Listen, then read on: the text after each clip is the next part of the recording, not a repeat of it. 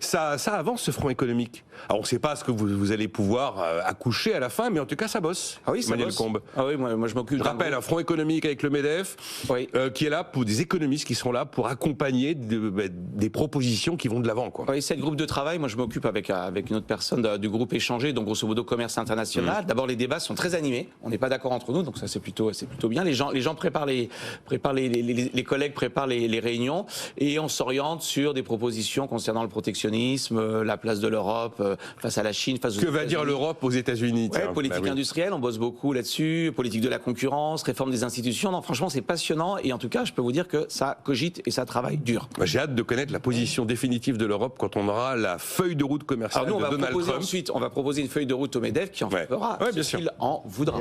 Parce qu'il m'a frappé, c'est quand même Christine Lagarde qui a pris la parole dans l'AFT pour dire l'Europe doit réagir à la guerre commerciale de Trump, mais surtout pas en montant les droits de douane. Alors surtout pas en faisant la même chose. Bon. Un peu ce qu'on va dire.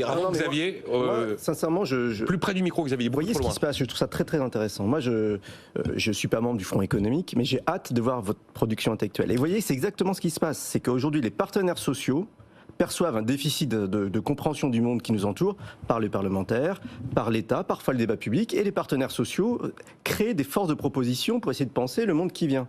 Et je trouve ça très bien parce que je ne vois pas qui pense aujourd'hui, vous avez dit 2026-2027, mais qui pense à ces 0 ans-là? Qui pense à France dans 10 ans? Donc là, si jamais le MEDEF s'empare de gens avec des points de vue différents pour produire une réflexion, ce sera le bienvenu. Il faudrait que différents partenaires le fassent, il faudrait que l'État anime des lieux avec des gens contradictoires, propose une vision de la transformation nécessaire à 10 ans. Il nous faut vraiment élargir l'horizon temporel, sinon on va s'enfermer dans les 6 mois, quoi. Le lieu